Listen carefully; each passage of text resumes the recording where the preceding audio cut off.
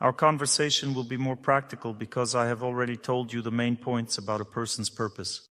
Next, you have to dive into the details to understand how it all works.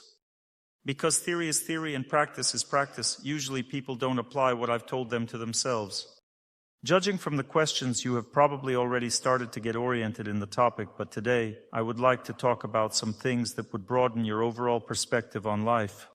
Because purpose usually comes down to life itself, we need to understand life more deeply as it is.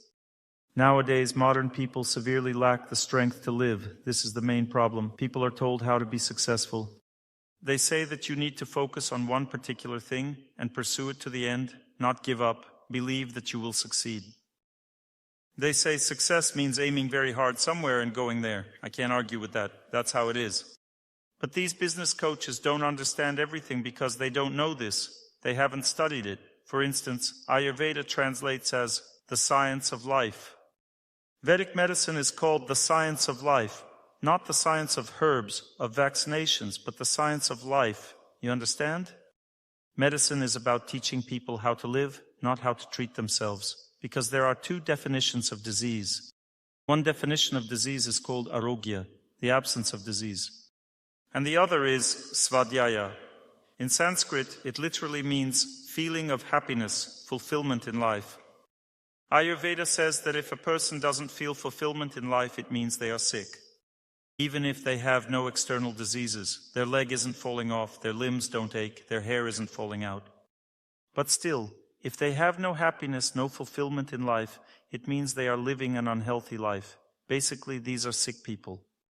On the other hand, let's say there's a disabled person who has no leg or immobilized, but their life is fulfilling. They're happy, everything is great for them, their inner feelings are good, so they're considered healthy, even though they have a serious disability. A sick person doesn't mean they're all slimy and smelly, lying somewhere with a fever unable to get up. Sick means unfulfilled. Right now, practically every person on earth is de-energized. The reason for this lack of energy is generally a wrong idea of happiness.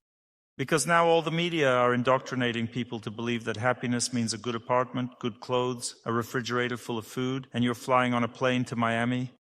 That's happiness, and everything in your life is like a Coca-Cola commercial. That's the kind of advertising that's going on. Happiness means you have to work yourself to the bone, have more money, and once a year you'll have everything like Coca-Cola in Miami for 2 weeks. Then again, work your whole life for this Coca-Cola. Something like that? I'm just exaggerating. Let's take another option. Maybe it's not exactly like that, but let's say a person lives in a village. They spend some time crawling around the garden, growing food for sustenance.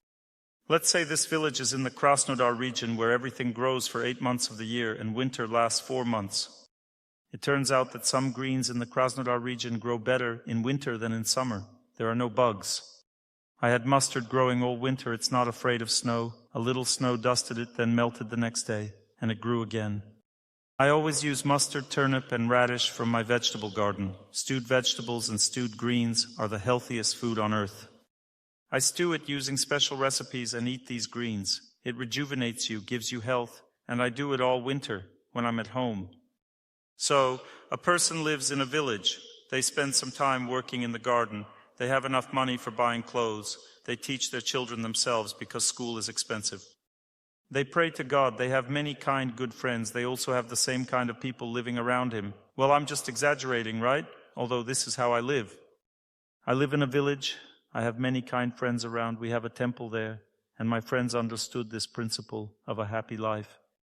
They don't need a lot of things and a lot of money. They need many friends, love, prayer, good relationships, God, and lots of happiness in life.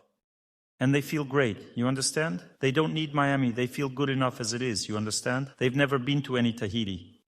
You might say, it's impossible to be happy without money. Everything depends on what you're aiming for. Whatever a person is aiming for, that's what they experience happiness from. If we take, for example, people who lived 150 years ago, their living space was 3-4 times smaller than what we have now. Check out some old footage. There were small houses and people were smiling. They were happy with what God gave them. They had a good life. There's a place to sleep and that's fine. Everything's good. Now living standards are increasing and you need to work a lot. You have to toil to get an extra square meter of living space. This takes years of work. I'm just telling you about the modern mindset. This mindset is like a mass psychosis. I'll give you an example. When you come to Moscow, you enter the metro and see that everyone has such square eyes there. You also run the same way because you fall under this wave, into this mood. And now old people live in this mood. They toil to have more living space, and they think that this is happiness. But I know many other people who fall under a different wave. They come to some village. There are good people living there, and they find it good to live in such a settlement. They all love each other, pray, and help. It's not that they're lazy. They work, but they don't stress about it. They know they're doing well. In a good settlement, it's actually easy to build a house for yourself. Why? Because firstly, everyone chipped in, and there was enough for the foundation, and then just using handy materials, logs, and so on, you build a house. What do you say? Isn't it going to be a beautiful house? It will be a great house, not expensive at all. People build and live peacefully. It's expensive, but not as expensive as here. You can't even compare. All my friends have already built houses for themselves, but they don't earn some crazy money. I'm just telling you about different stereotypes of life. You understand? That you can save up for the center of Moscow and work yourself to the bone, get education all your life, climb the career ladder. You can live in the center of Moscow and live unpleasantly. There's no greenery there, no nature, no kind people. What's the main value for a person? They want their child to study among kind people. A person should live in nature and work and communicate with kind people. This is the most valuable thing in life. These are the best values. Living in the center of Moscow on the 25th floor is not the value that brings happiness to a person, because they climbed up high, far from the ground, and the vibration destroyed them. A person does not rest on the 25th floor. People do not understand this. There is no nature, just concrete jungle all around. There's no beauty, no kindness. Everyone is exhausted. People are exhausted because there's no nature. They don't see each other. When people communicate, live close to each other, they fill each other with happiness and love. They have more joy in life. At the same time, they don't need to work themselves to the bone. The cost of living is not as high as in the center of Moscow. I understand if you come to a village in Tyumen, there will be only troublemakers and no one else. Everyone will be depressed. What I'm telling you is theory. For example, rich people leave the city and always live in nature, because it's a more natural and happy life. The greatest wealth a person has: forest, sun, earth, birds, lake. This is the best happy life, and you don't have to own much money to live this life. I'm telling you now what will help you not to leave Tyumen. It will allow you to change your life stereotypes even here. Last year I was running along your beautiful embankment. No one else was running. I saw a couple of people. One of them was dragged out for a walk by a dog. He was walking in the fresh air because the dog helped. The second woman was dragged out by a small child. Many people run here. Do many people run? Crowds of people? Yes. That's good. I'm happy for you. I just noted that people are living wrong now. You live where you live. There's no need to change anything. You just need to change your values. You should include greens in your diet. Greens are the most beneficial food for health. Remember this. Exactly the leaves. Even greens grown without sunlight will be beneficial. You just need to take 2 squares of land, set up lamps for greens, and sow mustard, turnip, radish, and leafy beet. All of this immediately sprouted. These seeds cost pennies. You cut these greens and put them in salads or stew them. It grows, you cut. All inflammatory processes in your body completely disappear. Because stewed greens remove all health problems. You don't need other advice. Fresh greens and sprouted grains give the body strength and tone. You say, Dr. Torsunov, healthy food is expensive. I just told you the cost. It's practically zero. This is a support for your body. It doesn't mean you should eat only greens, but this food will give you health. If things aren't going well at work, you have no energy, you can't conceive a child, you feel you've stopped being interesting to your husband, it means you lack human energy.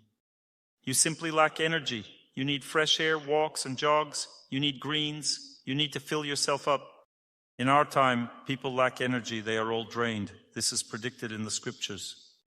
According to the Vedas, in our era, the main problem of people will be called in Sanskrit Shakti Hrasa. Shakti means strength or prana energy. Hrasa means lack. The Vedas provide a very accurate and correct diagnosis in everything. What kinds of energy do we lack? We lack the energy of nature. What does this lead to? That's what I'm going to tell you now. There are 3 types of premature aging. If a person doesn't live to 90 years, it means they have premature aging.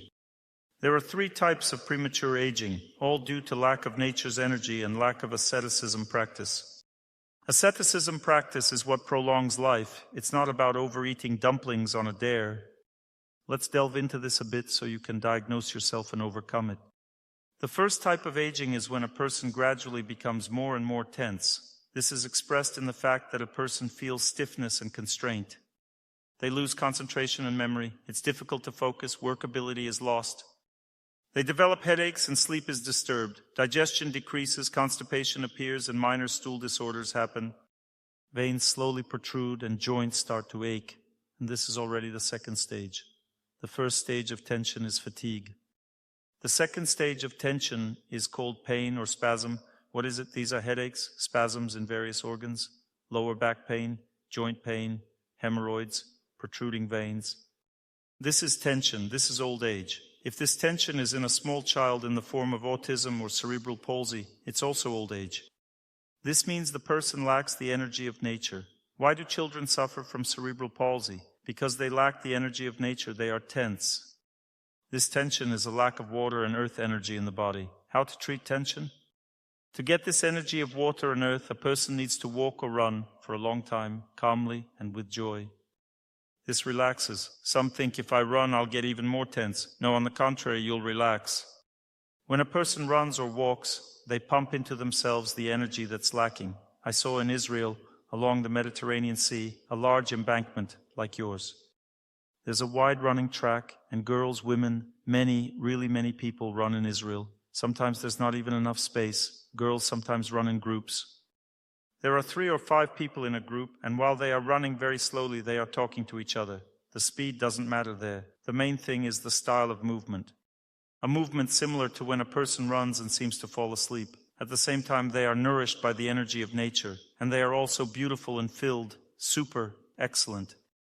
Reasonable people know how to live right. 2 types of asceticism practice relieve tension. There are 3 stages of tension.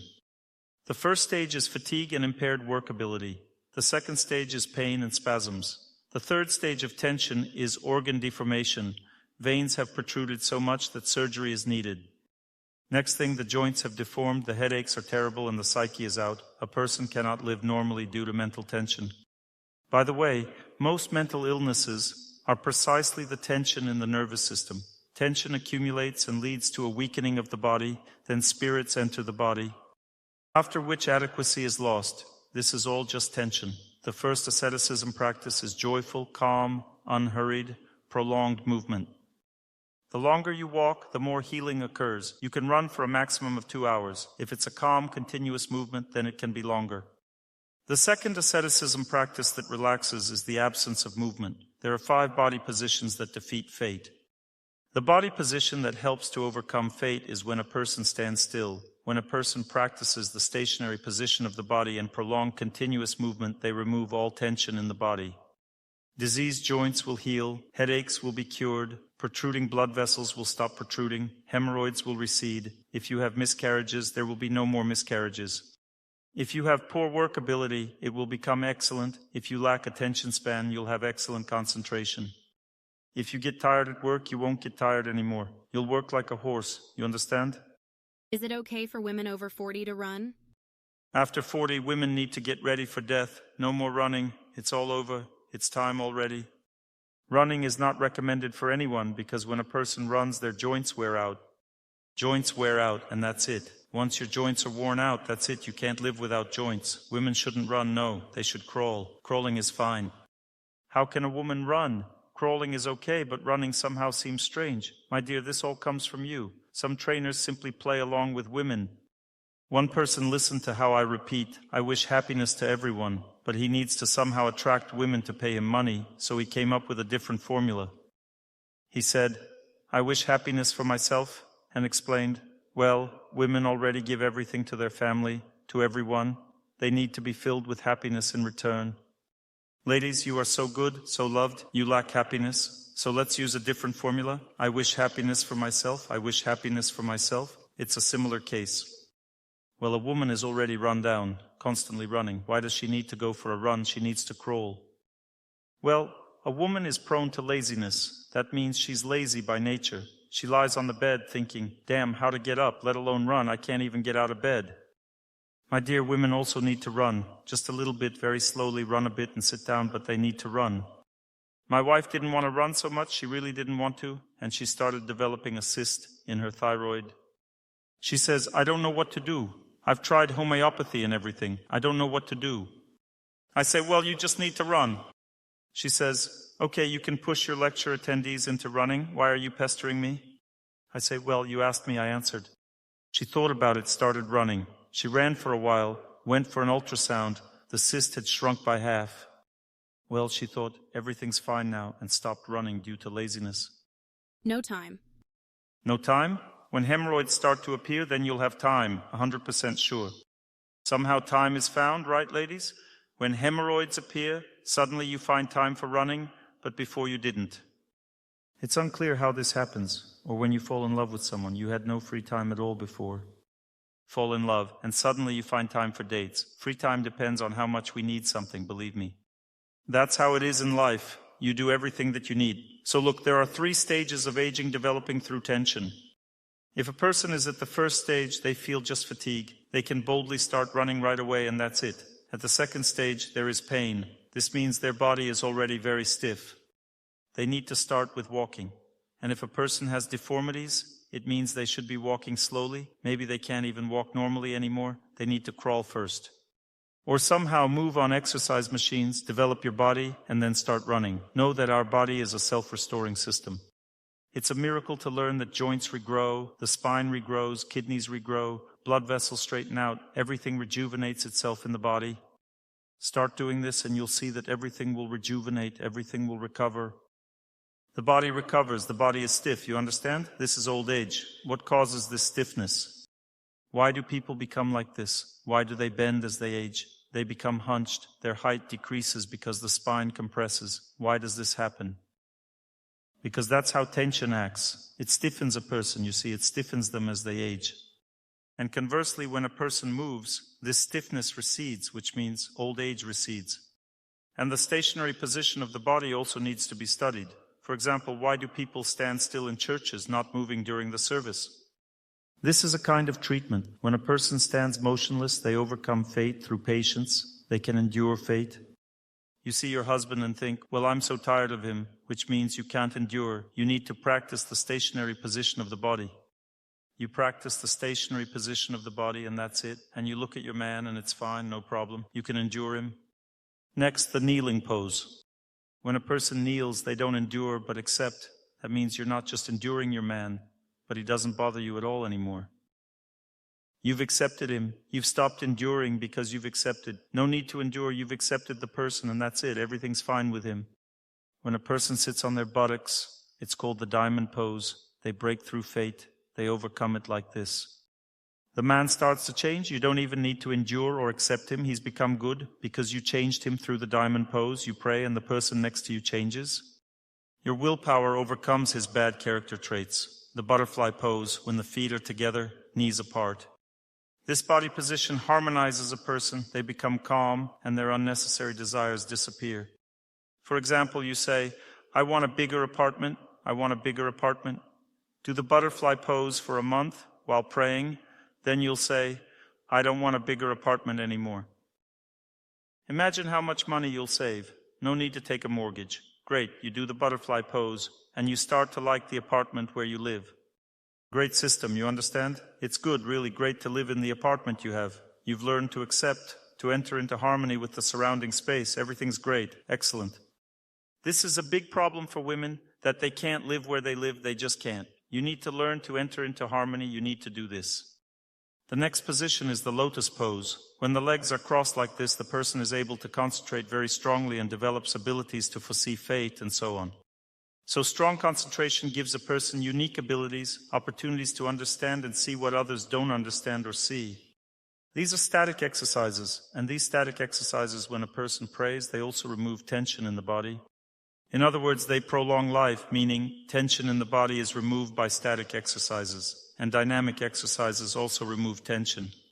So, we've gotten rid of the first type of aging. A person constantly experiences all 3 types of aging. Just one type manifests faster for some people. Another type manifests faster for others.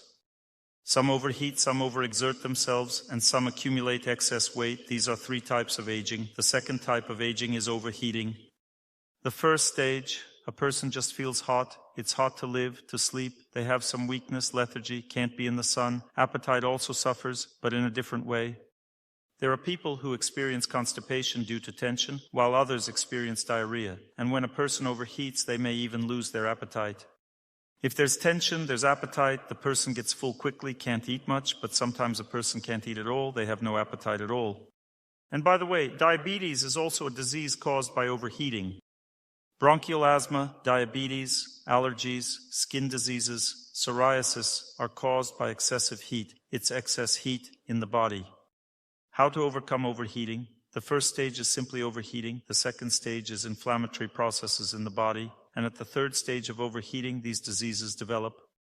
Diabetes, bronchial asthma, stomach ulcer, lupus, erythematosus, where organs melt, rheumatism. The inflammatory processes are so strong that the body burns out and simply becomes sick and disabled. It's just heat in the body and that's all. How is it treated? This is the influence of old age. It's treated with static exercises and water fasting. Water fasting cools down the body. Those who have fasted on water know that after water fasting you feel a bit chilly, you are cold, the body cools down significantly, and unnecessary heat in the body is removed. Water fasting and static exercises remove heat. All inflammatory processes, asthma, skin diseases, diabetes are healed. And the third type of aging is when either excess weight or toxins accumulate in the body. Toxins lead to infections, and excess weight leads to the next stage of excess weight, benign tumors, and then malignant tumors. Toxins and excess weight are overcome by prolonged continuous movement and fasting. So in other words, if you do 3 types of asceticism practice, you'll be fine, you won't get sick. Having excess weight means old age, getting colds means old age, having pain in the body means old age, having excess heat in the body, inflammation means old age. All of this is overcome by asceticism practice. Want to live, move, practice fasting, and do static exercises. If you do all this together, you will live a long time. All your friends have already passed away, but you're still fine. Like in a cartoon, a sparrow got shocked by electricity. It's lying there and the postman says, "Oh, little sparrow, drop dead." The sparrow suddenly jumps up. "Ah, no, not yet. I've told you the only way to live long, there are no other ways. If you don't want to perform these asceticism practices, get ready for death." If you, for example, believed in these theories that a woman shouldn't run after 40, then also get ready for death. All these theories are designed to ruin a person. For example, joints start to hurt a little. A man goes to the doctor. The doctor says, "Oh, this disease is incurable. You have joint issues, polyarthritis. This disease is incurable. So what to do? Walk less. The more you walk, the more your joints will deteriorate." If you believed in this theory, get ready for death, because they told you exactly the opposite. On the contrary, when your joints start to hurt, you need to start walking. The only thing you shouldn't do, which destroys and causes fear in people, is when you start moving in jerks or start running for a long time right away, meaning you overstrain your body and you destroy it. But if you have sore joints and start, let's say, with a walk, and then the next day your joints ache, it means they're healing. And this will continue for 6 months, a year. After walking, your joints ache, but then time will pass, and they won't ache. You walk and they don't ache anymore. So then walk more so that they start to ache, treat them deeper. Then you'll start running, and they will ache too. My whole body ached from running for 2.5 years. First the right knee hurt for 6 months, then it stopped hurting. It was a miracle for me. It hurt, I thought it would hurt for the rest of my life during running. It stopped hurting. This means that it has recovered, everything has regrown there. Then the right hip joint hurt for 3 to 4 months. It stopped hurting, then all the joints ached. My brain ached, imagine. My head ached, everything ached. My eyes ached, my heart ached, my gums ached, everything ached. For 2.5 years I ran like this. Now I run 16 kilometers and nothing hurts at all. As if I just did nothing, just ran. I just feel some fatigue, and that's it. I'm 54 years old and I've become younger. I now run like a horse and it's fine. But if I had listened to the doctors, they told me, 54 years old, you can't run for so long anymore. It's better to walk with poles. And even better to sit on a bicycle, on an exercise bike with a pastry in your mouth. Do you want to be successful in life? Know that 30% of your lack of success is due to lack of energy. If you do what I told you, your productivity will increase by 30% in everything, in all aspects of your life, because you will be fulfilled and happy. And now for proof, raise your hand who started doing this and it worked out like that. You got more energy, life became great, everything healed. And do you know how long you run? How long? Your run lasts an hour and a half. Look, she runs for an hour and a half. This prolongs her life expectancy, her specific life expectancy, to 81 years. If she runs for 2 hours, her life expectancy will be extended to 86 years. But this is active longevity. She has made an investment in her health. When I studied my body, I saw that my active longevity was 64 years. When I run 18 kilometers, my active longevity increases to 86 years. It increases by 22 years, considering what God gave me. Question. So you just need to start running. That's all. Start running. You need to. Yes, my dear, because you have no energy. You have no energy. Start running and you'll have energy. I'll come next year. And I'll see you sitting there so cheerful, so strong. Dr. Torsunov, everything is great. I started running. You do yoga, you fast. All that's left is to start running, and you'll have energy. I guarantee you 100% sure. If you have a headache, you need to run and do static exercises. Go for a run and do static exercises. At the moment, when you run for an hour and 20 minutes and do static exercises for an hour and a half, not necessarily every day for an hour and 20 minutes, you can run once every 4 days, 5 days. You can do static exercises for an hour and a half once every 4 days. If you do this, you won't have headaches, because headache means tension. It's just a type of aging in your body. That's how your body ages. I also work a lot. I work constantly and everything is fine. Okay, listen further. If we talk about running, a person has 5 energy layers that should be cleansed during exercise. The first energy layer is responsible for the skin and mucous membranes. All mucous membranes, gastritis, stomach, skin, lymph nodes are all located in the first energy layer. When a person runs for 40 minutes, they cleanse the first energy layer, the skin becomes healthy, mucous membranes become healthy after some time, they will start to heal. When a person runs for 20 minutes, the first 20 minutes are intended to provide good tone, to have enough energy for the day. If a person runs for 20 minutes, after about 20 minutes of running, they will get their second wind. When you get your second wind, you can stop. This means that you will have energy all day long. If you want to invest in longevity, to channel strength into your body and start transforming it, rejuvenating it, then run for the next 20 minutes. Somewhere around 40 minutes, you feel lightness again. Breathing becomes easier, as if you weren't running. Run until you feel this lightness. Don't stop when it's difficult. If you're running and start feeling bad, run a bit more. If it gets easier, then you can stop. This is how you should do it. Otherwise, if you stop when it's hard, you'll feel heavy all day. If something starts hurting during the run, don't stop. Just run slower until the pain goes away. Otherwise, it will be difficult to treat later. Once you've cleared the energy channel, it gets easier, the pain goes away. That's it. It means it will heal well. So after running for 40 minutes, the first energy layer, which is responsible for skin, mucous membranes, immunity, lymph nodes, everything has been treated. Your immunity will be good. You won't get colds if you run for 40 minutes. Your mucous membranes will be good. Everything will be well absorbed, digested. Your digestion will be strong. You'll be able to digest everything. Should we run without stopping? Yes, it's important to run without stopping, because if you stop, the cleansing regresses. You can run very slowly or walk for 80 minutes. You need to walk twice as long. If you run for an hour, your second energy layer gets treated. The second energy layer is responsible for all blood vessels in the body, all muscles, joints, and bones. After I started running for an hour, all my body went through a healing process. All blood vessels, all bones, all joints, everything went through pain and was healed. When you run for about an hour on average, expect breathing to become easier. The third ease of breathing indicates that the second energy layer is being treated, and you can finish your run. A person should know that they should always increase the distance very gradually. It's not even your breathing capacity that's important, but the fact that the longer you run, the more the healing process is activated, and your body might simply not be able to cope. Run slowly, increasing the distance. This is a plan for you for several years. And so you will gradually heal very gently, without any tension. If a person runs for an hour, they treat all joints. Run for about an hour for a year. Don't increase more. You'll treat all your blood vessels, joints. Nothing will hurt, not hurt exactly, but ache. Then start running for 1 hour, 20 minutes. All internal organs will get treated. The third energy layer is responsible for the thyroid, liver, kidneys, spleen, heart, all internal organs. Everything will be treated at this running distance, or you need to walk twice as long, respectively. But walking is less effective. The treatment will not be as intensive. But still, if you can't run, okay, walk for 2 hours 40 minutes. The longer the distance, the less often you need to do it. You need to run for 1 hour 20 minutes once every 4 days. I now run for 1 hour 45 minutes once every 6 days. Imagine how great it is. I only spend 1 hour 40 minutes on prolonged movement per week, and I feel great all week long. I don't need to worry about training anymore, but it takes a long time to get this result. It took me 2.5 years to get to running 16 kilometers. Otherwise, I would have destroyed my body.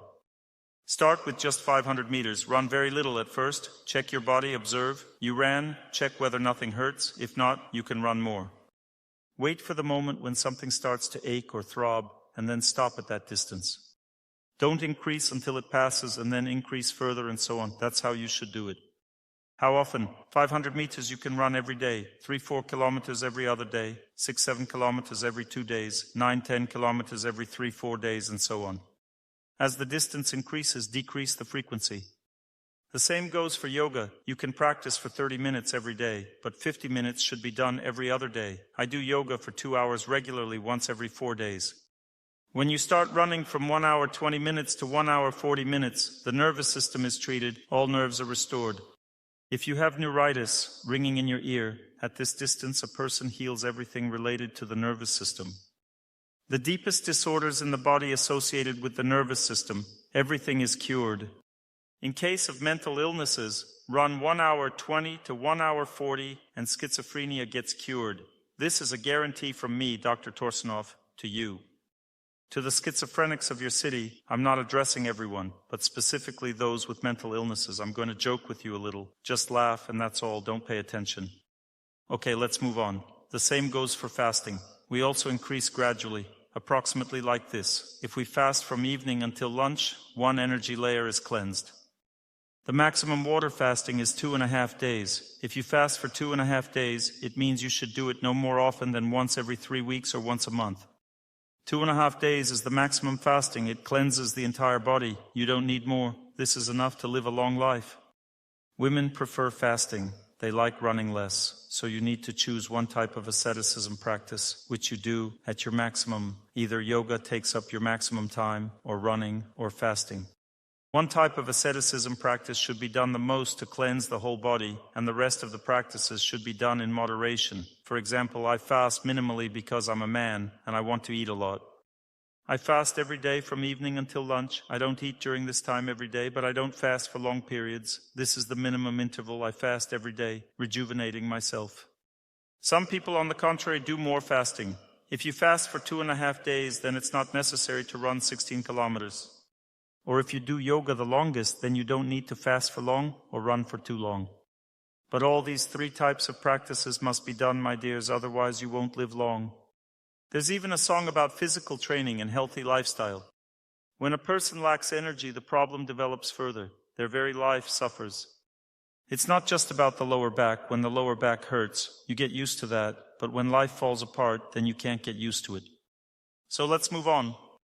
The next great problem for a person is self-esteem. What is self-esteem? It's the perception of oneself as a person. It's what governs a person's luck. If a person is not self-sufficient in life, not filled with nature, good communication, friends, if a person is not filled with prayer, they cannot build relationships with anyone in which they will have the opportunity to achieve their happiness in life. For example, there's a good factory director. You found a good job, but you lack self-sufficiency. You become dependent on your boss, who becomes arrogant. You lose yourself, you work overtime. The boss pushes you around because one knows you won't leave. You like the job. Sooner or later, you can't stand it anymore and leave. Or a husband, let's say, you have a good husband, kind. You take care of him, help him, he becomes arrogant. You lose yourself. The time comes, he says, I can find a better wife for myself, and leaves.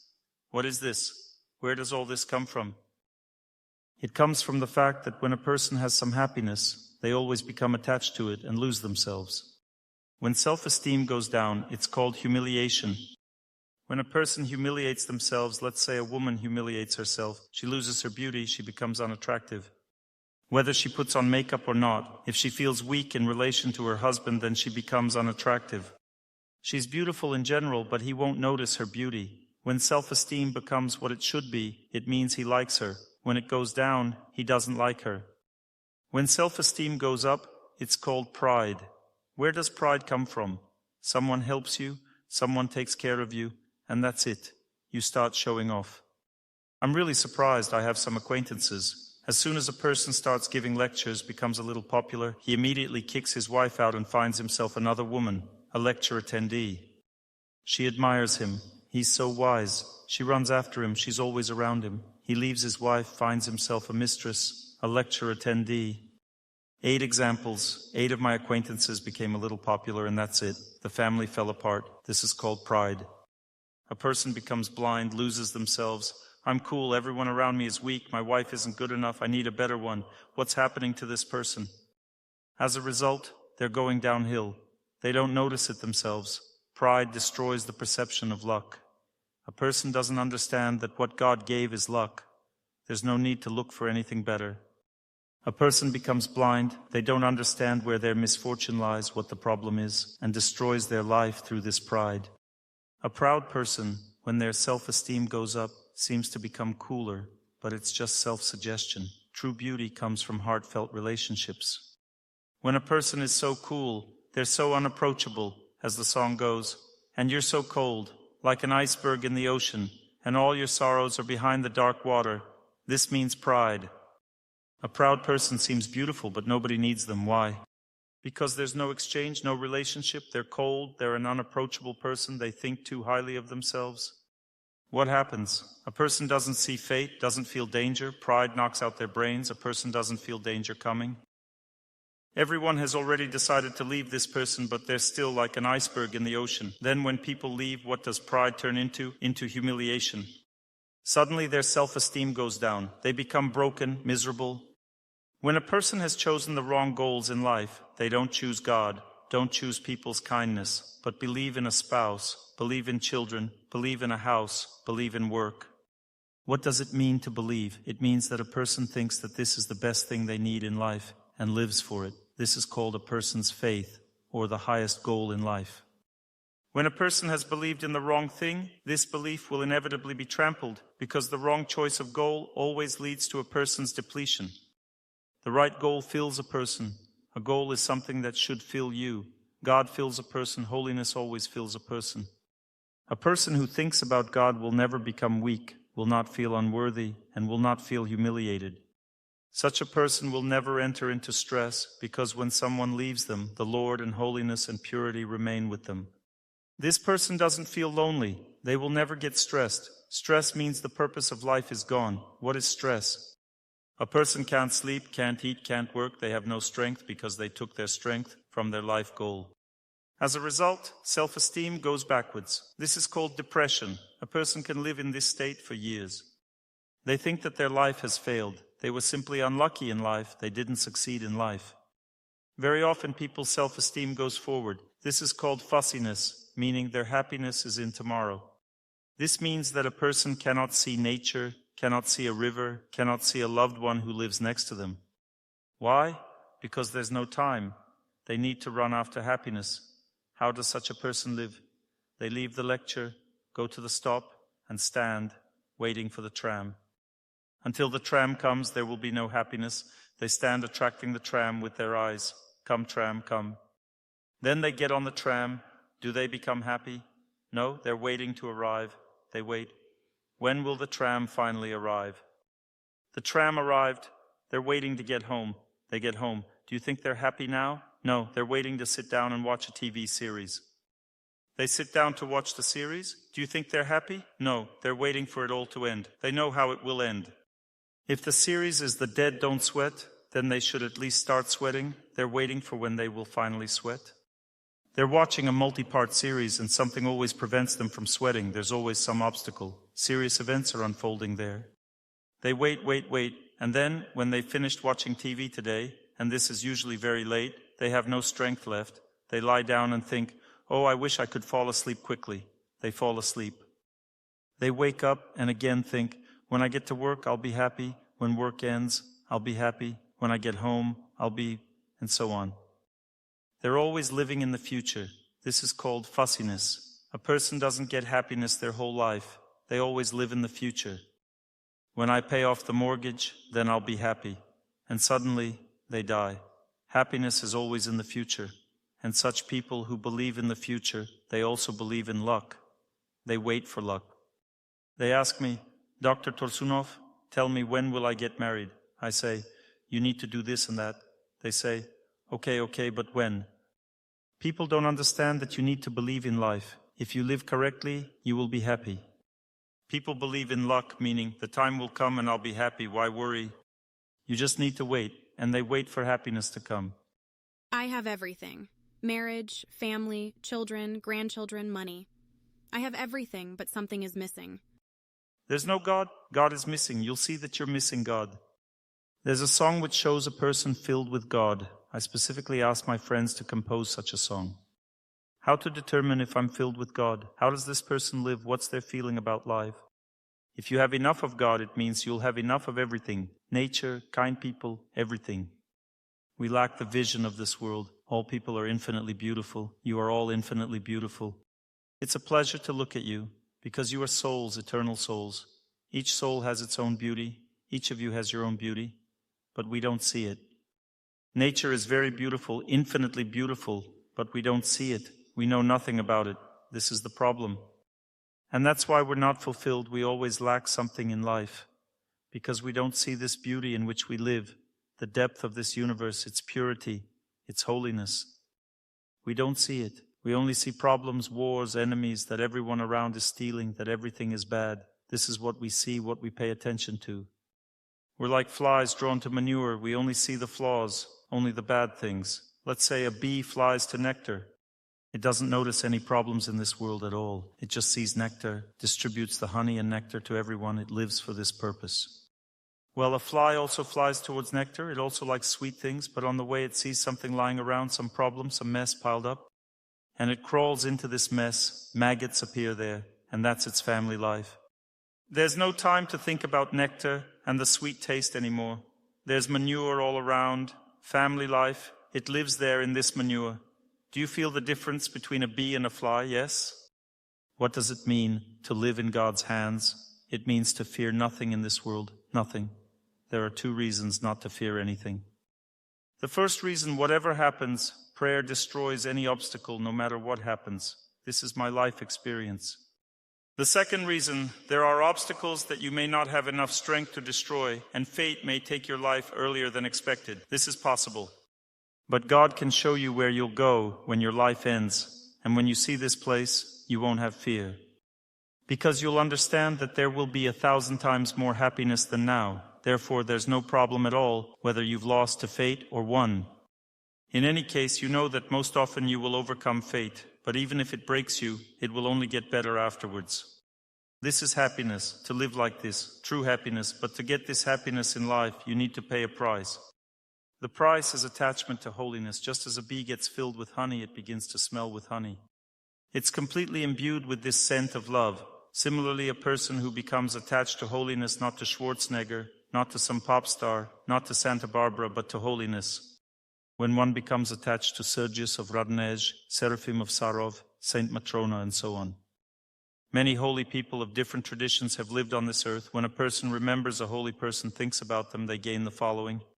First, their sense of self-worth stands firmly at the center of their fate, and this means that this person always, in all life situations, accepts their fate. Why does the sense of self-worth fly away somewhere, get knocked out? Because we don't accept fate. Sometimes we're proud of ourselves, blinded by fate when it's too good. Then when it's bad, we disagree and humiliate ourselves. Sometimes we choose the wrong goals and fall into depression. Sometimes we want happiness earlier than we should have it, more happiness, and we start to bustle. But when a person is filled with God, one is truly rich. No matter what happens, their sense of self-worth doesn't waver because they accept everything from God. They think, this is for my benefit. Because they've understood this law, whatever happens in life is always ultimately for our betterment, not for the worse. And so the person accepts. They know that the Lord wants to make them stronger, wiser, to ultimately give them more happiness. I accept my cross, I will carry it. And as soon as a person does this and their sense of self-worth is anchored in fate, the person has accepted their fate.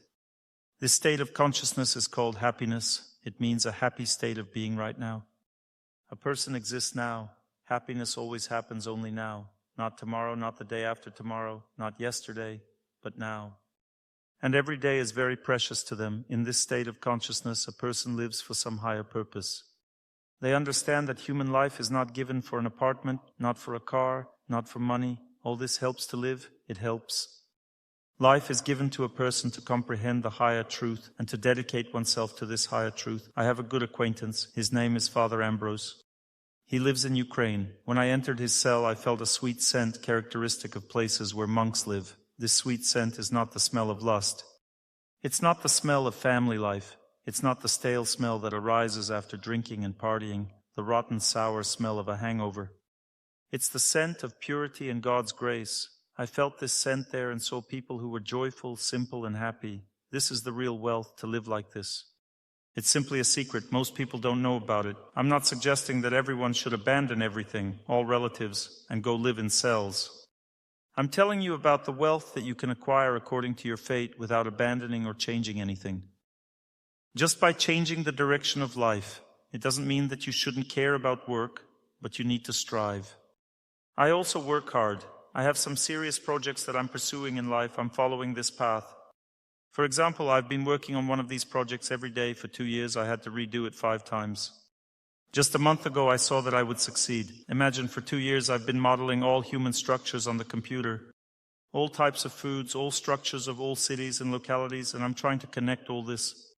So in other words, you type on the computer, I want tasty fried potatoes that are healthy for me, in my city, on this day, in this weather, at this pressure, right now. And the computer tells you which spices to add, which potato to use, so that it's beneficial for you right now. Or if you have a liver flare-up, you type, I want to heal my liver, and you're given recipes for the whole day, tasty, healthy, and pleasant dishes that will heal your liver. Or, I want to make an herbal blend for myself. It gives you individually tailored proportions and recipes for herb blends. I want to go to some resort so that it's beneficial to rest there at this time, considering the weather on these days. And you get information about resorts that will be good for your health. Great. Just a month ago, I realized that I would succeed in about a year. Imagine how extensive this project is, thousands of graphs, tens of thousands of figures, and all this needs to be done correctly. It's incredibly complex. I also have a lot of work, my dears, and it's not like I'm just having fun, living carelessly. I have global goals in life. I want everyone to be happy on this earth, and this doesn't mean that I have a bad life. If a person lives for something bright, they go to bed with a bright thought and fall asleep with a bright thought, waking up with a bright thought. This is the meaning of human life, to live in a way that pleases God, when the Lord in our heart likes how we live. We become joyful. Joy comes from God. He gives us happiness in our hearts. Self-esteem is not about thinking, I'm good.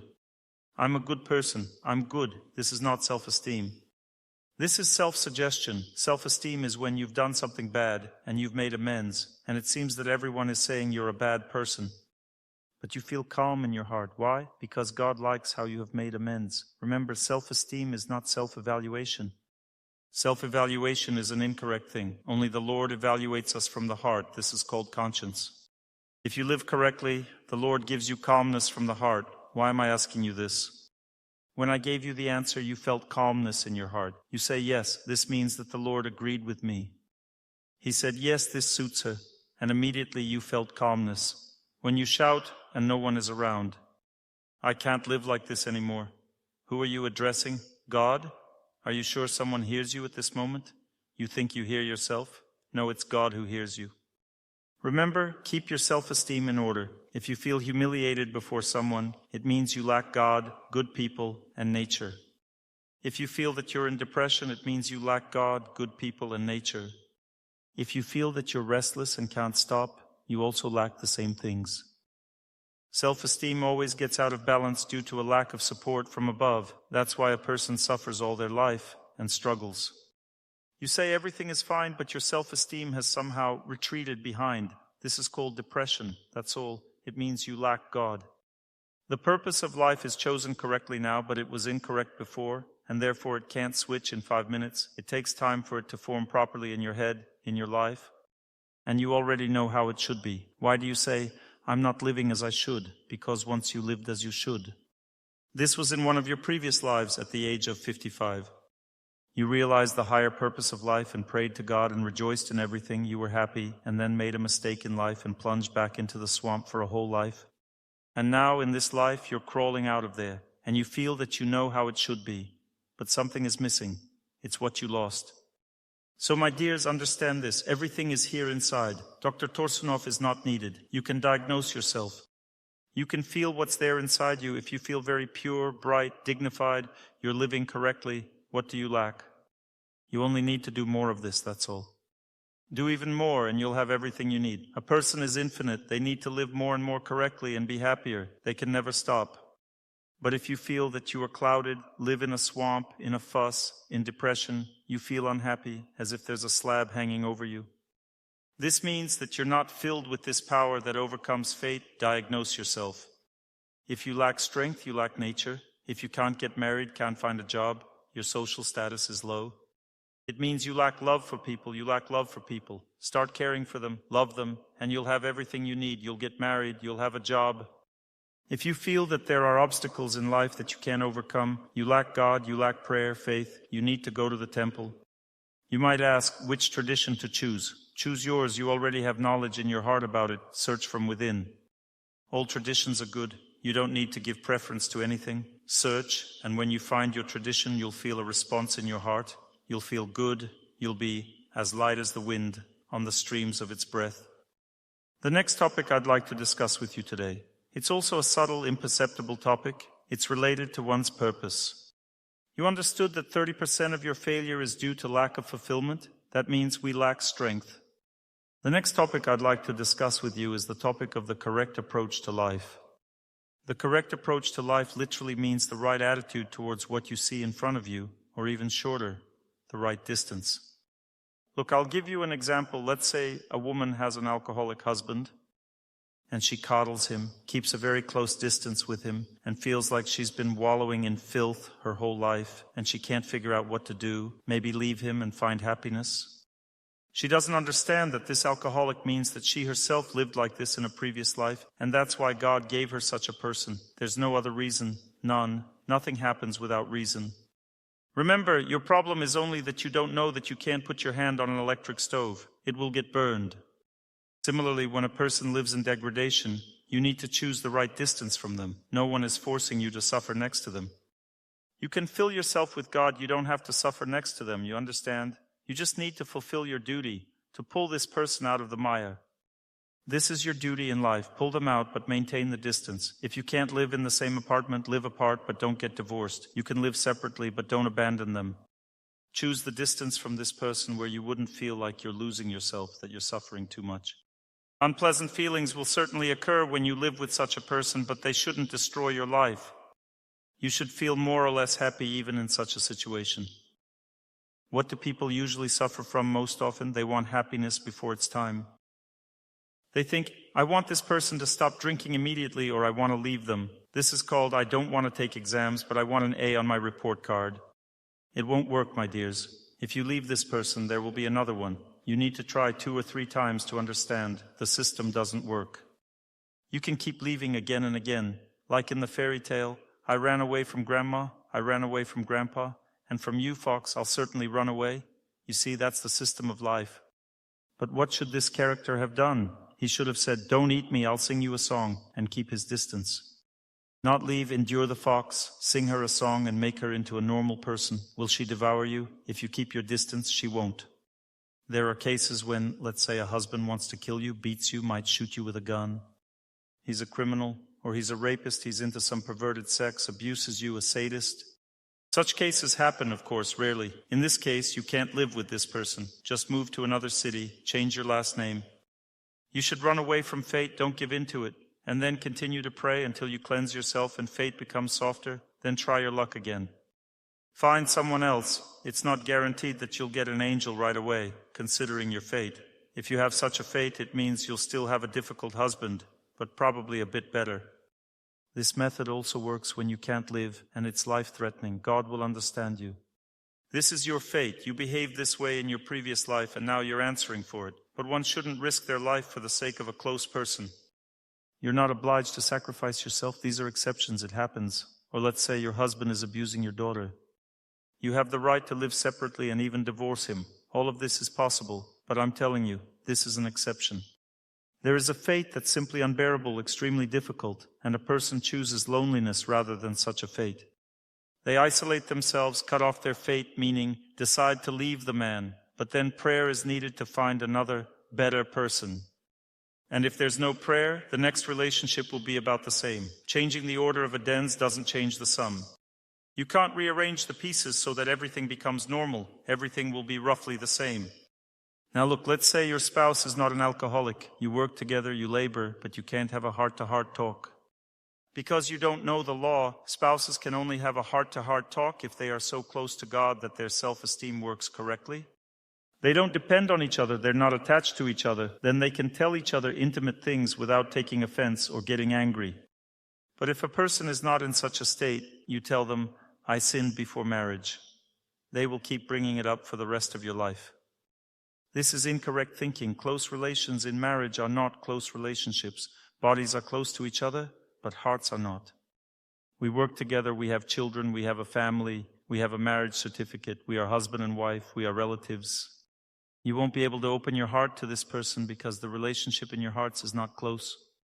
And then you ask, we lived together, we had a family, children, why did he leave without a second thought? Because the relationship between husband and wife in their hearts is not close. And for him not to leave, there is another method. There needs to be God in the family life.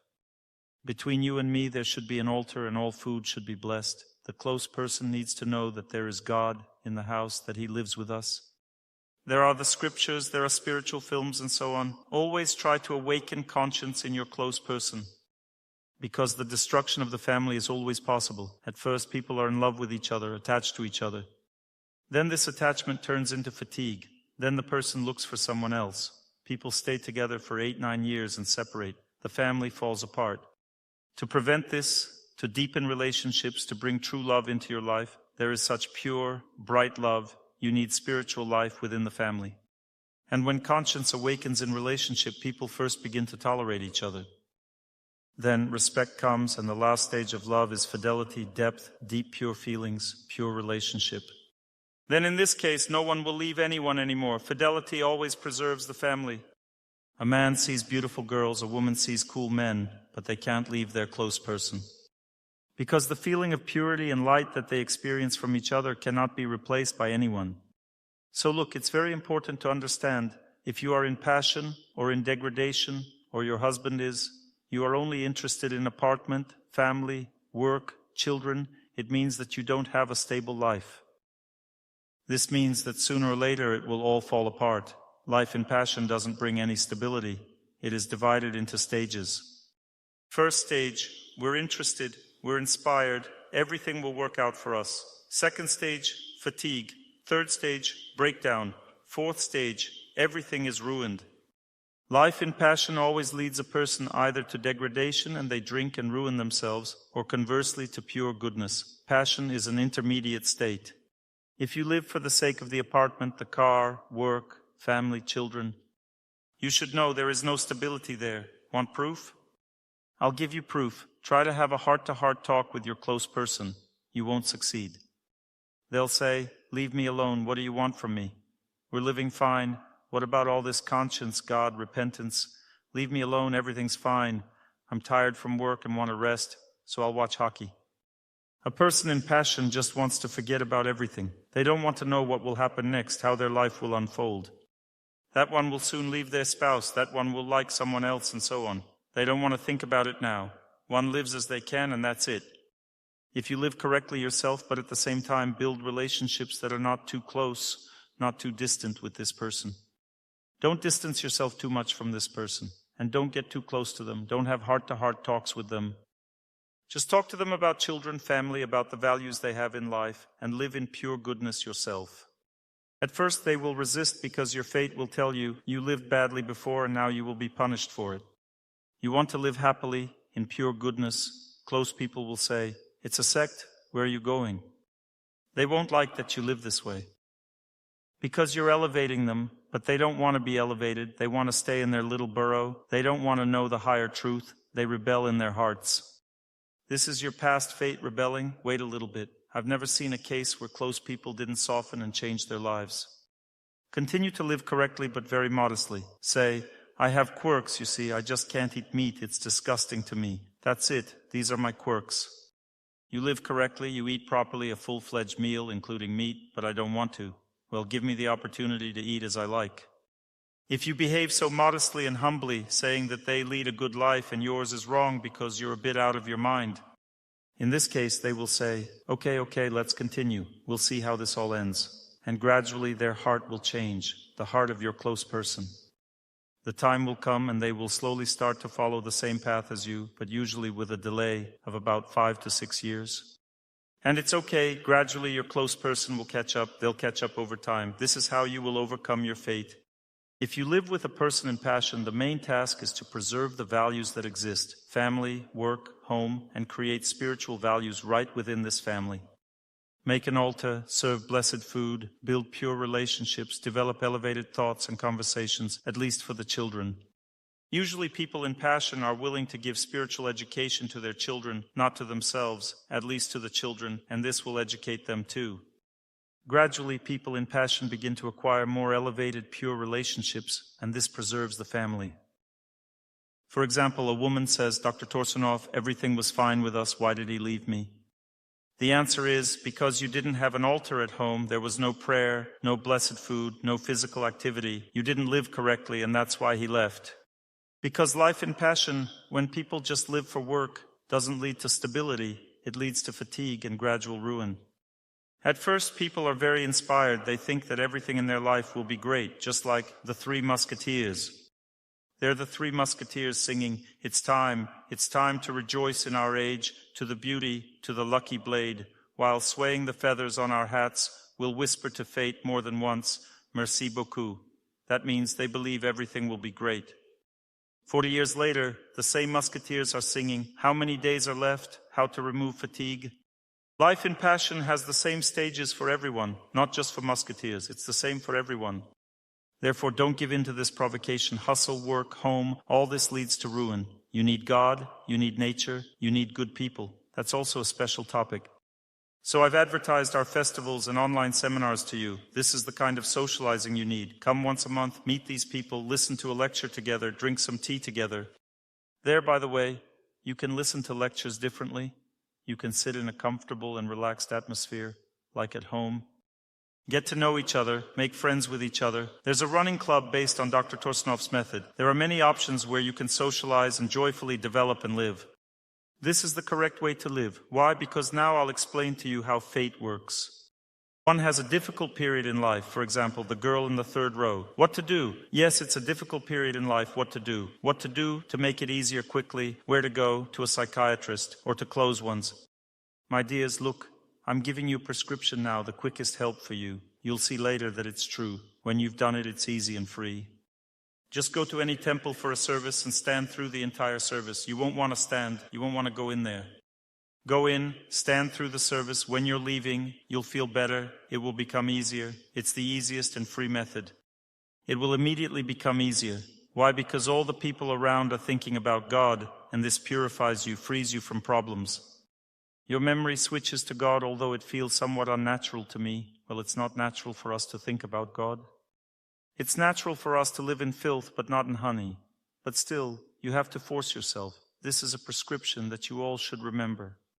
When you feel bad, you can't pray, you have no strength, everything is falling apart in life, change your environment, go where people will help you.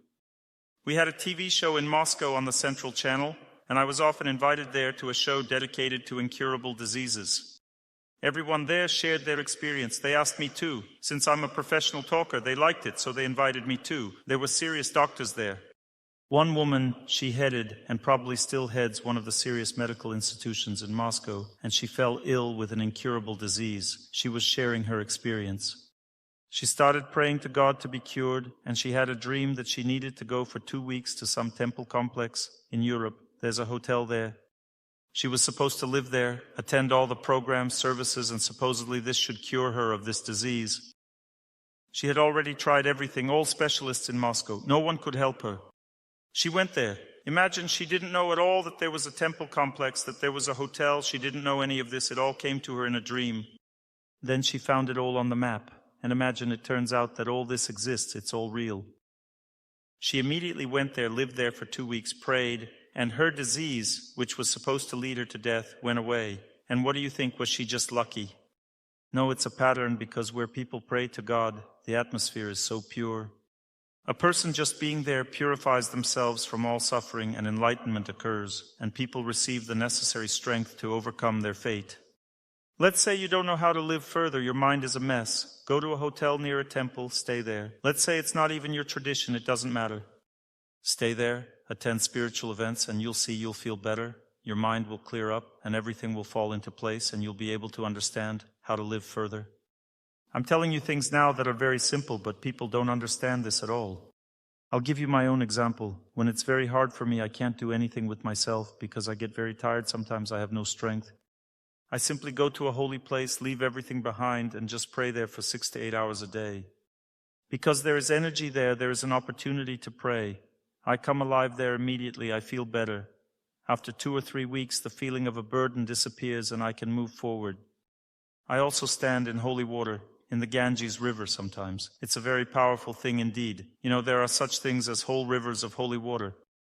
The Ganges, for example, it's an entire river of holy water. The son of some acquaintances of mine was swimming in the Ganges. And it happens sometimes that a very fast current washes up sand, and the depth is unclear. He dived and hit his head right into the sand. It was instant death. He broke his neck, instant death, at 18 years old. They come to me and ask, where did the child go? I started meditating and I saw the Ganges completely cleansed him of karma, and he went to the spiritual world. Can you imagine? Like a holy person, only holy people go to the spiritual world, where there's no death, no suffering. Can you imagine? He just drowned in the Ganges. If one commits suicide, then God punishes them. In the case with that guy, the Lord simply took him, that's all. He was a good guy, and his parents were stunned. They said, Dr. Torsunov, are you sure? I said, I'm absolutely sure. His fate just dissolved in the Ganges. That's it, can you imagine? There are holy rivers. There's a lot we don't know about this world. Whole rivers can be holy. Study this topic, where to get strength. We are all drained of energy. This is one of the main problems of our life. Why don't we act according to our nature? Why can't we succeed in anything? Because there's no strength. Distance in relationships is very important, and correctly chosen relationships are also very important. If you have a close person in pure goodness, you can maintain a close relationship at minimal distance and have heart-to-heart conversations. No need to speak only about children and work. Talk to them about sublime things. If they are moving towards God, working on themselves, even in a different tradition, it doesn't matter. With a person in degradation, keep the maximum distance. With a person in passion, medium distance. With a person in pure goodness, close distance. You have a boss who manages you. You don't need to build close relationships with them. You shouldn't be offended at them, for example. You shouldn't. Well, you see what I'm talking about? So what are business relationships? Business relationships are relationships in which you simply fulfill your obligations to a person and don't try to get closer to them. Or let's say you have employees at work, business relationships. You wish them happiness but don't get too close to them. But if you start a close relationship with this person, there should be only one goal, self-improvement. If there are other goals, you will get a negative result later. For example, you relax together, meet up. That means you invite friends to the movies, go on vacation together. You work together, you socialize together. This is called weekend friendship. Remember, this is the most slippery and superficial friendship. It seems like you're bosom buddies. Then you blab to them, told them some intimate things because you think you're friends. And they took advantage of all this, you understand? The result is sad. Why? Because there are 3 types of friendship.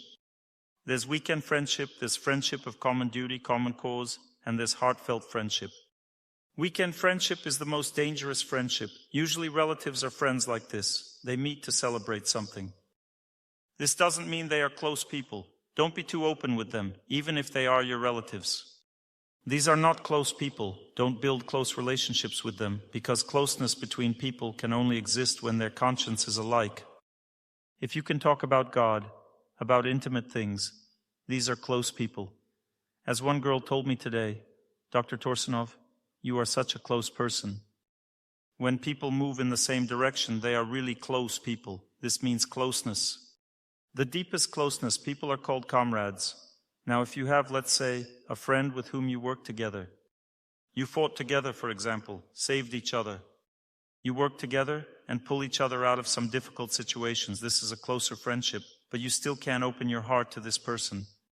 You start talking to them about your faith. They say, listen, why are you messing with my head? Let's talk about work. This is better friendship. Well, these people will really help you in life. They will pull you out. It's a closer friendship, but that's enough to overcome fate together. Therefore, find friends with whom you will have common spiritual interests. This is the greatest value in this life. Husband and wife cannot be such friends until they develop as individuals. Even if people are engaged in spiritual activities together, they will still have a relationship, children, work, family. They won't even be able to talk about something higher because their relationship hasn't developed that way yet. But with friends who are on the same path, you will quickly develop such relationships, because the more you want something from a person, the harder it is to develop a close relationship with them. This desire to enjoy each other stands as a wall which prevents closeness. But if you don't want anything from a person, they don't want anything from you. You just talk with them about God, about sublime things. This is what a true friend is. You can open your heart to them, talk about something sublime, and they will always understand and hear you. And such a person is very much needed in life. It is they who ease fate. If you have a feeling of a burden, you talk to them for 5 minutes. The burden disappears from your heart. This is how you overcome fate. Can you imagine how easy this method is? And it's even better when there's a spiritually senior person. It is not someone who arrogantly tells you what's right. Remember, a true spiritually senior person always behaves like a servant. They will listen to you, give advice, but don't consider themselves better than you. But you should consider them better. They accept your point of view, but don't consider it that way. This person is worthy of being a mentor. One doesn't want money from you, doesn't solicit any donations. One just cares for you like an elder brother. This is what pure spiritual relationships are. If you want to donate to a temple or something else, one says, yes, it's up to you, and doesn't interfere with all this. One has no strategy regarding you. Their heart is pure. One just wants to give you spiritual knowledge. Only such people are worthy of being elders. All those who want something from you are not elders. Don't build relationships with them. A simple monk who doesn't want anything from you is better, because he doesn't have such a position, and he will give you better advice than the one who wants something from you. Or let's say a person is pulling you into their tradition. These are also incorrect relationships. You have freedom to choose any tradition. We must choose our tradition ourselves. No one should pull us into any tradition. Try to understand this. Only when a person's heart itself suggests and they go there, this will be the most correct choice. If someone is pulling you somewhere, don't go in that direction. This is incorrect thinking. So, what am I talking about now? I'm telling you that communication is the most important part of a person's life. Correct communication, there's a factory director. Every person needs to develop their social position, their status. You keep a distance from this person. You fulfill all your duties to them. Don't interfere with their character, their personal life. You're not interested in all of this. You need to understand that the Lord appoints the factory director. All power belongs to God. He places people somewhere for their merits. Most people can't handle power and money and get corrupted in that position. Money and power are the biggest tests. They were normal people. When they got a high position, it had a distorting influence on them. This shouldn't worry you. You should know one truth. If you respect a person because God appointed them there, this means that you will climb up your social ladder, and God will attract you higher and higher to those levels where it's easier to have money, easier to work, easier to live. There will be more responsibility for other people there. This happens due to respect for one's homeland, one's faith, one's government. A man in Kazakhstan approached me and said, Dr. Torsunov, I can't be successful in this country. I'm a talented person. I graduated with honors. I have a diploma, but I can't develop here. I asked him one question today. I said, do you like Muslim culture? He says, Dr. Torsunov, you hit the nail on the head. I don't like it. I tell him, look, if a person has a dog, and you are this person's friend, will the dog maul you or not? You love this person and you knock on their door. This is not my invention. I'm telling you now how life works. You love the person. The dog is vicious. It might maul you. you love this person. You knock, the door's open. You open it, the dog is not on a chain, it rushes at you and then stops. Why? Because you love the owner and it loves the owner. In the same way, throughout Kazakhstan, every administrative worker will determine by smell that you don't like the Muslim faith. And no one will love you because you have rebelled against the entire environment in which you live. Either get out of here or learn to love it. Every dog will growl at you. Do you feel what I'm talking about? The same goes for this country, the same for this government, the same for this Christian culture. Accept it. Accept everything around you. Live with respect for what God has given here, this environment. Even though I'm of Orthodox tradition, not Muslim, I love this culture, I respect it. And that's it. I have no obstacles in life here in this country. There are no obstacles at all. Because I'm one of them, not a stranger. Although some people tell me he's a stranger, luring everyone into his tradition, he's doing it secretly, imperceptibly. Have you noticed how imperceptibly I'm luring you in, no? Well, I don't feel that way. I feel very comfortable here in this country, because I'm one of them. When a person starts to respect elders, they rise up the social ladder, they don't need to work so hard. If you want success in life, know that this is the key to success. If you start respecting the culture, the government in this country, you will never support a conversation where people are criticizing what's happening here. You might say, well, we need to change all this somehow, right? They're stealing. Well, they're taking bribes. They're profiting from the common people. You want to change all this? Yes. Okay, I'll give you one piece of advice on how to change it. If you want to change anything about your son, your friend, your husband first, to change all this, accept it. If you've accepted everything, this is called kindness. Kindness changes the world. That means if you've become kind to this country, you can say anything with kindness, and it will enter the hearts of those who need to hear it.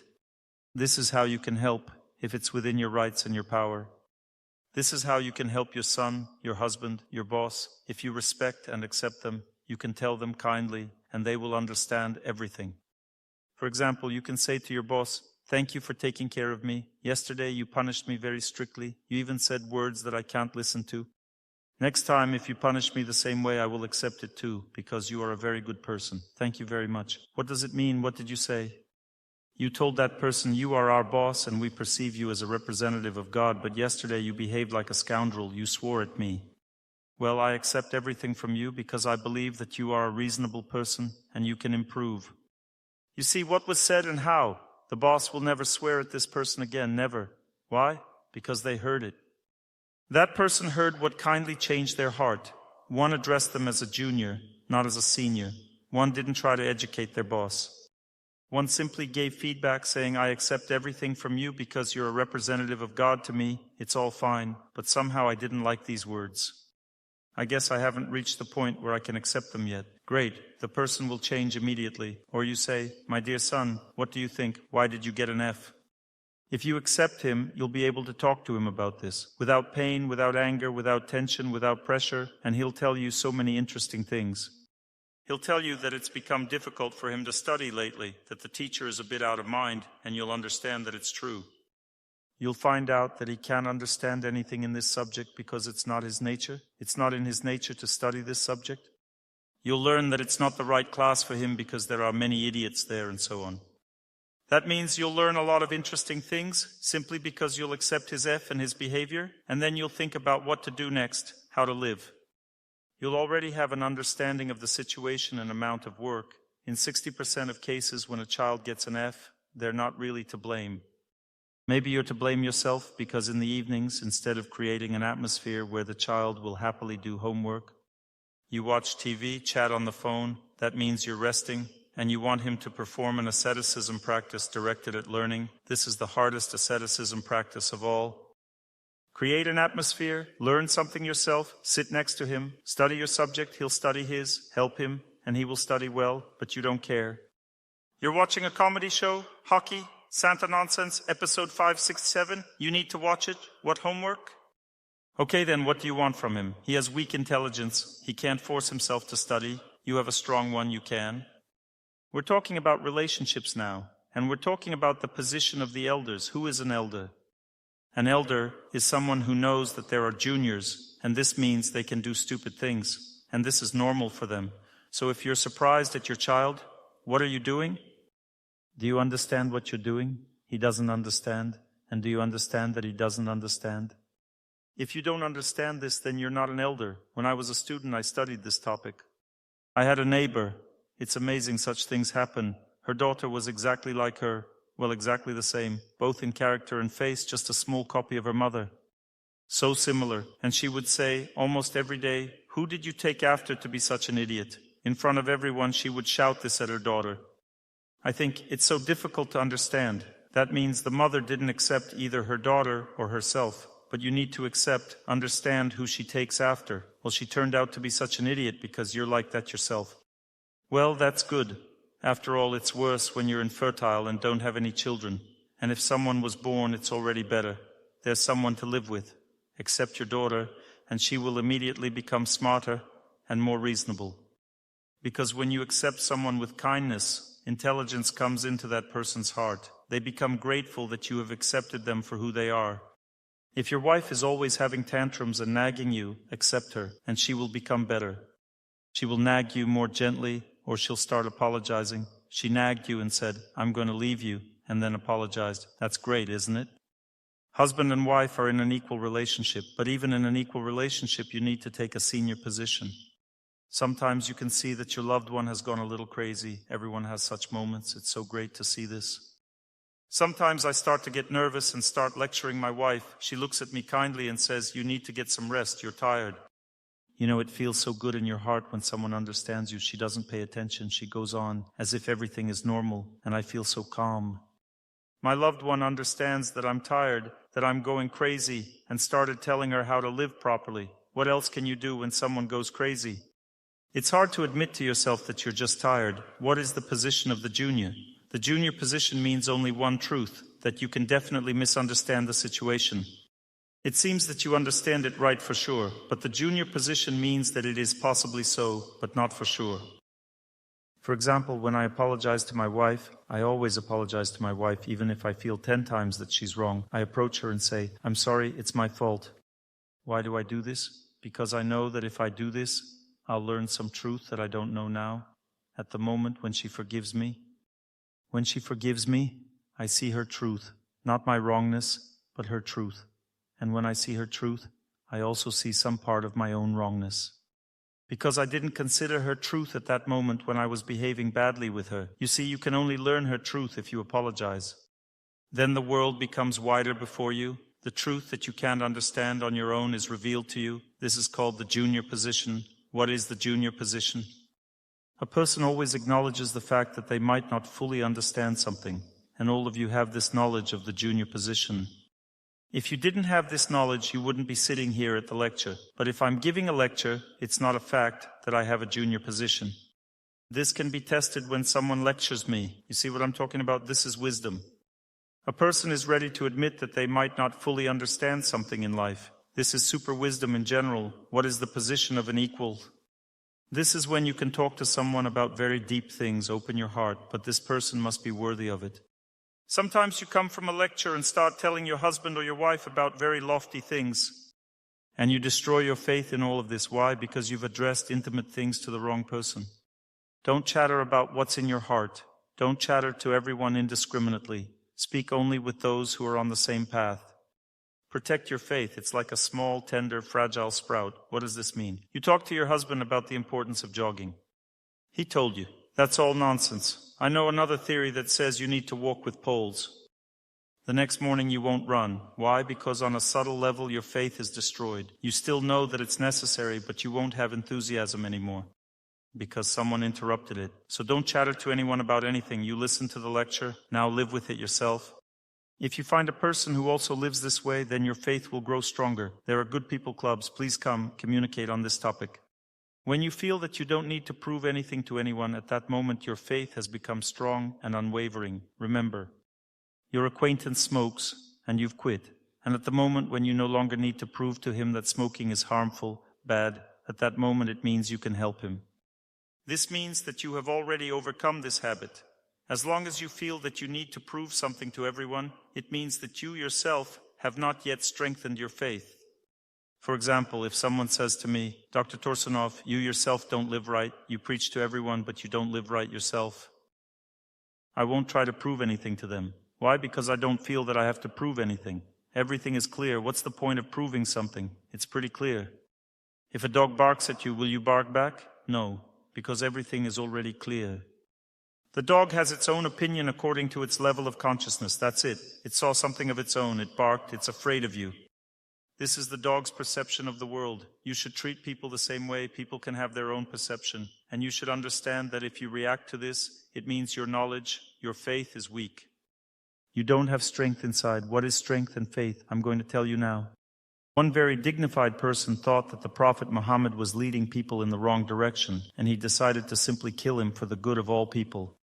He decided to visit him with a sword and just cut him down. When he went there with the sword, the guard, a loyal man of Muhammad, said to him, "Give me your sword and then you can go." He said, "I always walk with a sword because that's my culture. Those are the rules. I promise you that I won't do anything bad." The guard said, "Give me the sword or I'll take it from you. You can't go there with a sword." And then the Prophet Muhammad, people call him differently, came out and said to the guard, "Don't touch him. Let him in with the sword." He entered with the sword. The Prophet said to him, "Well, do what you want. There is no need for any introductions. I know why you came here." Since that man was a very dignified person, he asked, "Why didn't you stop me if you knew?" The Prophet replied, "Because I know more than you know. I know that you have a very pure and bright heart, and you will see the truth. You won't make a mistake because the Lord is very close to you." And when he heard him, he realized that he saw a prophet before him. He accepted this faith. This person became the closest to the Prophet afterwards. He became the second caliph. The second deputy, the heir of the Prophet, this man wanted to kill him, but he let him in. What does this mean? This means that the feeling of truth can be so strong that it can be stronger than death, the fear of death. A person can know, feel the truth, how it will be. It's such an infinite power. The feeling of truth can be infinitely strong in the heart if a person approaches God. Therefore, don't be afraid of anything in life. Be afraid only that you are not too close to this light, to this power. You lack this. This is where doubts, difficulties, weakness, and inability to overcome something come from. It means you are not filled. You lack inner strength. This strength is achieved through memory. What is memory that defeats fate? Look, a prayer is being recited. I can repeat, "I wish happiness to everyone," in 3 ways. The first way, "I wish happiness to everyone," is called emotional repetition. I don't listen to those who are praying. I just want to be joyful and happy at this time. I enjoy the situation. I feel good here. I wish happiness to everyone. I want to feel good right now. This repetition does not defeat fate. A person achieves their best wishes. They simply enjoy themselves at that time and then say, "Dr. Torsunov, I had such visions. I saw images there, your aura." This is emotional repetition. The next type of repetition, I turn on the prayer and don't listen to those who are praying, but listen to my heart. And I repeat, "I wish happiness to everyone." So, what am I transmitting to you? I'm transmitting my mood. Let's say I am in a bad mood. Then what will happen? I wish happiness to everyone. You see, that means I'm transmitting that too. Because I'm not filled, I have nothing. That's why I wish happiness to everyone. I wish for what I have. Now I'm going to reveal a secret to you. There's a third type of sound that you won't just pronounce easily. To pronounce it, you need to overcome an inner barrier. This is called the sound of memory, a sound coming from memory. Usually we produce a sound of memory about ourselves. When you talk about yourselves, you say, in my childhood, I had this and that. The sound of memory about oneself is coming out. This is the most intimate sound. When a person talks about themselves, about their life, it's the most intimate thing for them. But remember, there is another sound of memory.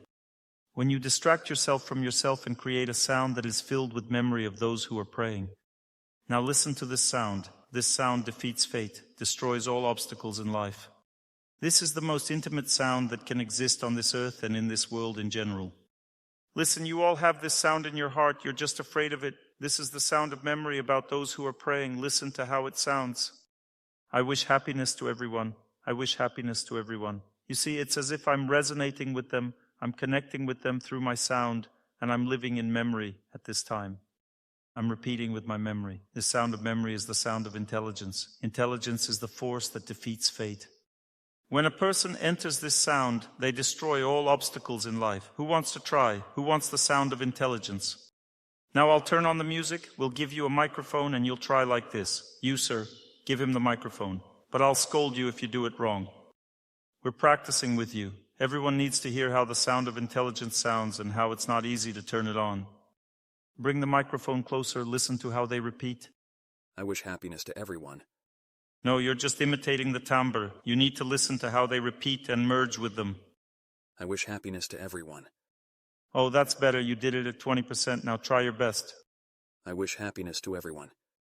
You see, now you've got it. You see, to succeed, a person must stop being shy.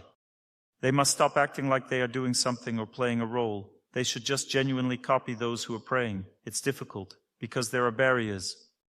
We always feel we have to show something of ourselves. You see, when you detached yourself and did it, just copying them, at that moment your intelligence turned on. Let's try once more. I wish happiness to everyone.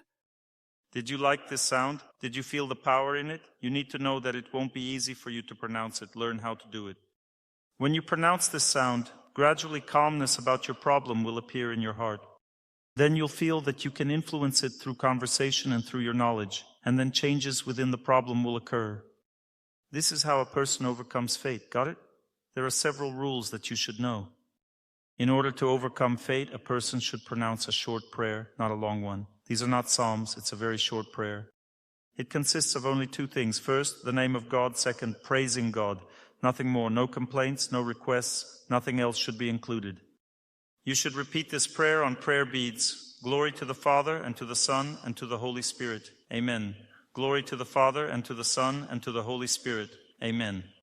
Or, Hallelujah, Hallelujah, Hallelujah, Hallelujah. Or, Hail Mary, full of grace, Hail Mary, full of grace, Hail Mary, full of grace, praising, and that's all. Or, Alhamdulillah, Alhamdulillah, Alhamdulillah. This is praise to God, but in Muslim tradition, you see, it sounds similar, right? Hallelujah and Alhamdulillah. How does this prayer that defeats fate sound? Do you want to hear it? How do such prayers sound in general? First, one needs to learn to listen to them, specifically the chants. Then you can listen to the reading of the prayer too, but first a person should read along with the prayers that are sung. For example, here's a chant that defeats fate, Muslim prayers. And so on. Isn't it great? Do you like it? And so on. Something like that. What questions do you have for me? Know that at the moment when your feelings overtake you and you want something in life very much, you will destroy your fate. To prevent this from happening, you need to stop the moment you want something badly. To leave your husband, to move to another country, take out a mortgage, buy a house faster, and so on. When you want this badly, you should nourish your feelings with spiritual strength at this moment. You should nourish them so they calm down. Nourish them with prayer. Go to a temple and calm yourself before making decisions. You've already decided you're definitely leaving your husband. Like yesterday, a woman approached me and said, Dr. Torsunov, I'm definitely leaving my husband for sure, you understand? I said, I understand. And then she has to listen to this song, for example. Just listen to the song. What to do if it has already happened. In the song, horses are compared to the senses. In the Vedas, horses are also compared to the senses. What to do? You have to calm down the senses. Stand on the edge before doing something foolish. Calm yourself first. There's a chance you'll be saved. If your husband is enraged and ready to kill you, don't look him in the eyes. Anger is a flash. Tell him, listen, I need to go to the bathroom. Run to the bathroom, stay there for 2-3 minutes, come out, and the flash will be weaker and the danger will not be as strong. You see, fate always acts like a lightning flash. It always acts in a second, like a flash. Just try to extend the time. You can wait it out somewhere. You'll come out and fate won't be as dangerous for you anymore. And if you look into your husband's eyes, his anger will be transmitted to you and you'll start to argue with him like a zombie. What is the main purpose of a human? To become a human. Well, my dears, you see, we're getting into another stream now. We should mention the Good People Club, about online seminars, and fill out the forms at the exit. You understand, right? There are online seminars. I never cover such topics in public lectures. Look, on May 11th and 12th from 1 to 4 p.m., nutrition, fasting, body cleansing. Great topic for an online seminar, isn't it? Here you go. Gather in groups, or if you don't want to gather in groups, you can listen right from home. But then you won't be able to ask me questions. I won't see you. But you will hear and see me online.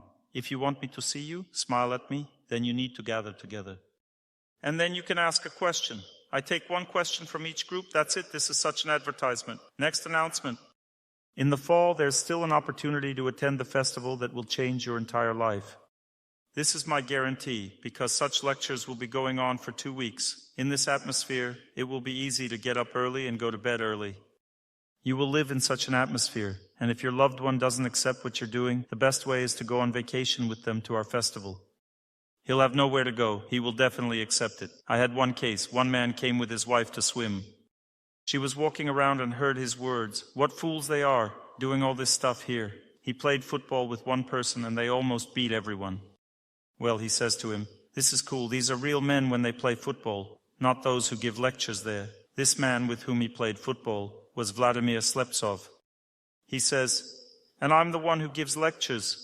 And that guy went to his lectures and started changing his life.